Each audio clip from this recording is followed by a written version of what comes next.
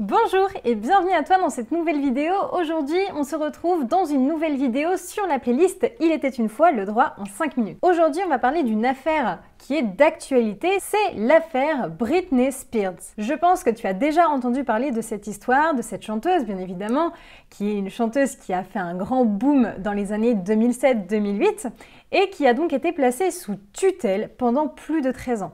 Sa tutelle est enfin tombée en novembre 2021 et après 13 ans d'acharnement et de combat, elle a pu enfin retrouver sa liberté. Donc aujourd'hui, on va parler de quoi? Eh bien, on va faire une petite comparaison entre la tutelle donc aux États-Unis, mais également se poser la question de savoir si la situation de Britney Spears pourrait également se voir appliquée en France. Est-ce que ça pourrait être possible qu'une telle tutelle puisse être donc imposée à un individu en France? Donc je vais te resituer un petit peu les faits pour commencer. Britney Spears était donc une star à succès bien évidemment dans les années 2007-2008 et elle était assez jeune, d'accord? C'était une jeune chanteuse qui avait un style très scolaire, etc. et qui était donc très connue. Et elle a vécu une phase assez compliquée dans sa vie, c'est-à-dire que avec le succès, avec les paparazzis, etc., elle a eu assez de mal finalement à assumer tout ce show business et finalement elle a eu différents comportements qui ont donc entraîné la mise en place de cette tutelle. Alors ensuite, l'esprit critique qu'il va falloir que l'on s'impose un petit peu vis-à-vis de ça, c'est que qui ne vit pas dans sa vie à un moment donné des moments un petit peu d'égarement. C'est-à-dire qu'elle avait eu des agissements assez spontanés et sans trop réfléchir. Elle s'était mariée pendant 55 heures avec un de ses meilleurs copains d'enfance. Ensuite, elle s'est mariée pendant 2 ans avec un homme. Ensuite, elle a divorcé. Elle s'est remise avec un homme avec lequel elle a eu 2 enfants.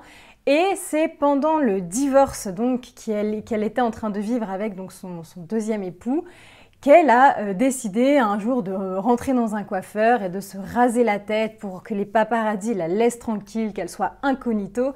Et en sortant de ce coiffeur, elle aurait effectivement frappé un des photographes qui donc la suivait et qui finalement violait sa vie privée, clairement. Donc après, est-ce que c'était justifié, etc. Ce sont des questions qui sont assez personnelles, mais si vous voulez mon avis, voilà, vu la situation, je la comprends qu'elle ait frappé cette personne qui la prenait en photo et qui la suivait et qui la harcelait. Pour moi, c'est du harcèlement. Bon, un coup de poing de Britney Spears, je pense pas que ça soit non plus un coup de poing de The Rock, donc faut quand même pas extrapoler les situations. Donc c'est après ces différents événements que son père a demandé donc de la placer sous tutelle. Alors, ce placement sous tutelle était bien sûr contesté par la jeune chanteuse et pour autant, eh bien, elle a été acceptée. Mais alors attention, on se retrouve dans une tutelle, pas la tutelle qu'on connaît en France, que je vais vous expliquer un petit peu tout à l'heure, mais dans une tutelle très très restrictive. C'est-à-dire que Britney Spears, clairement, ne pouvait rien faire. Quand on parle de la tutelle, on parle souvent de mort civile. Alors moi, je trouve que c'est un peu trop fort, mais pour autant, dans la situation de Britney Spears, c'était carrément ça. Elle ne pouvait absolument rien faire, elle ne pouvait pas choisir avec qui elle sortait, elle ne pouvait pas choisir d'avoir un enfant, alors que cela faisait plus de 5 ans qu'elle entretenait une relation avec un homme. Et voilà, on lui interdisait de se faire retirer le stérilet qu'elle était obligée de porter et qu'elle ne pouvait pas donc retirer et avoir sa vie voilà, familiale qu'elle souhaitait fonder.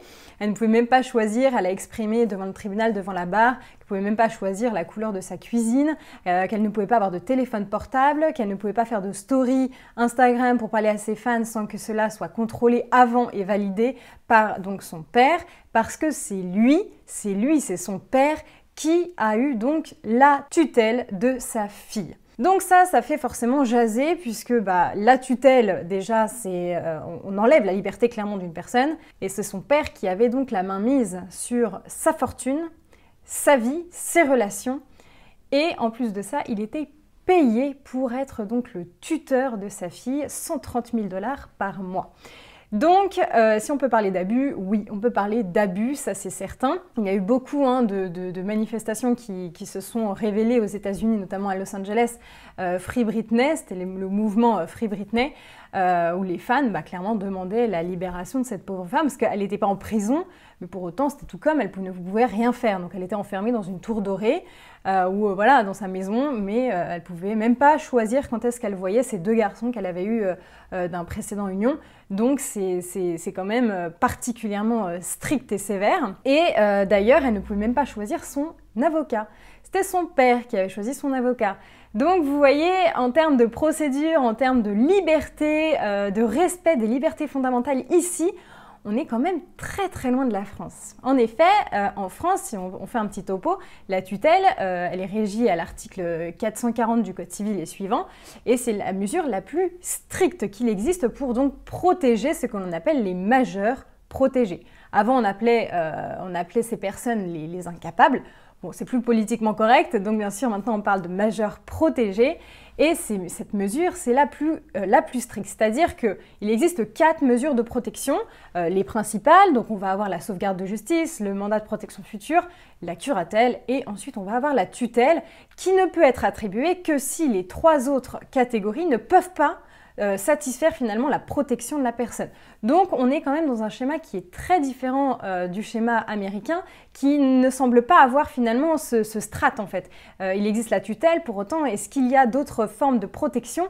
J'ai pas l'impression, d'après mes recherches, c'est vrai que c'est assez voilà, hein, ça reste assez unitaire dans le sens où il y a vraiment la tutelle, mais curatelle, sauvegarde de justice, ce ne sont pas des procédures qui existent aux États-Unis. Donc déjà, on n'est pas du tout dans le même mood.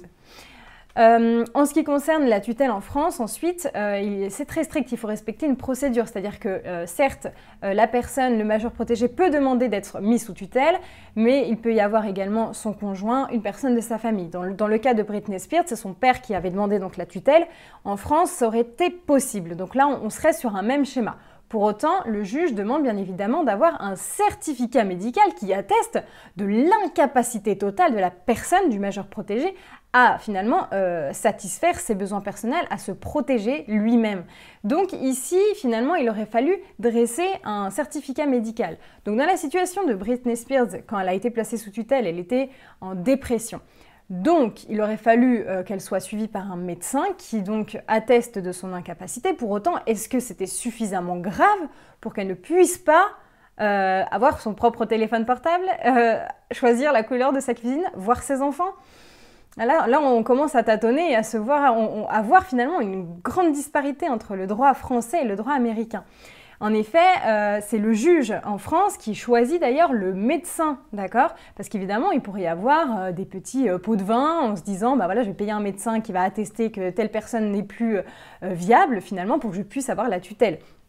Ça, en France, c'est pas du tout possible puisque c'est le juge qui choisit sur une liste préétablie le médecin qui devra donc dresser le certificat médical de la personne protégée. Ensuite, le juge a la possibilité de mettre en place une enquête, c'est-à-dire une enquête sociale pour vérifier bien évidemment si la personne, si le majeur protégé est bien incapable à tel point qu'il soit mis sous tutelle. Donc ça, voilà, encore une fois, en France, on ne met une personne sous tutelle que si la curatelle, la sauvegarde de justice, le mandat de protection future n'est pas possible, n'est pas suffisamment efficace.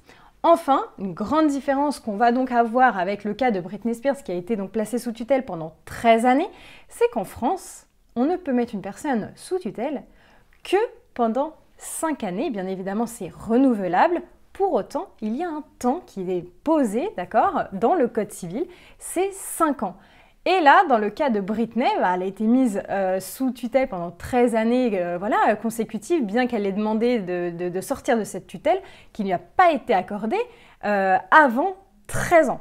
Donc, si on doit faire un récapitulatif de tout ce qui s'est passé en termes de procédure, Britney Spears, le premier problème qu'elle a rencontré, c'est finalement le choix de son avocat. Parce que c'était son père qui a choisi son avocat.